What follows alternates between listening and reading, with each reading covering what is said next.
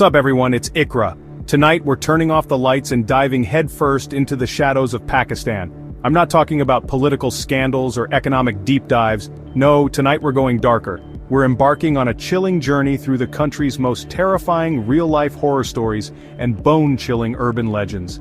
These aren't your typical campfire stories, whispered for a quick scare. These are not just tales. They're true stories and legends that have terrified generations, tales that have seeped into the very soil of the nation, leaving a stain that time can't wash away.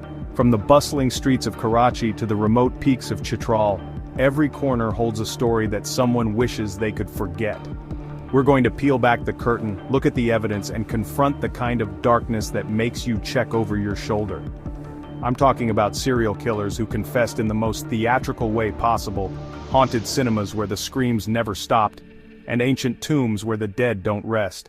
These stories reveal a side of Pakistan that's rarely shown, a tapestry woven with threads of tragedy, superstition, and unspeakable evil. So lock your doors, maybe grab a blanket, or don't, if you're brave. Because tonight we're exploring the tales that parents use to scare their children into behaving, the headlines that shocked a nation, and the whispers that linger in abandoned places long after everyone has gone. This is your final warning. If you're easily spooked, this might not be for you, but if you dare, stick with me till the very end. Let's get into it. Let's start in Lahore, 1999.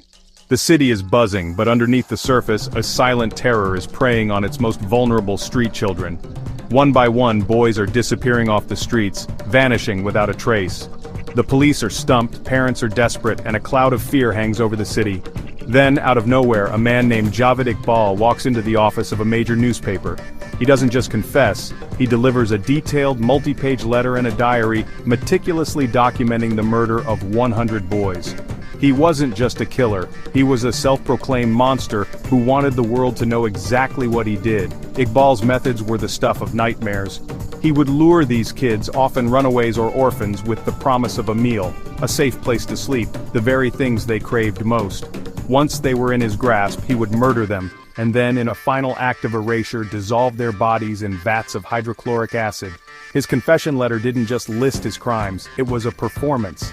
He included photos of his victims and led the police to the evidence, 2 large blue drums filled with the dissolved remains of his last victims. The motive? He claimed it was revenge against the police for a past injustice. He wanted to inflict upon 100 mothers the same pain his own mother felt when he was wronged. He was sentenced to death, not by hanging, but to be strangled and dismembered, just like his victims. But the final twist? He was found dead in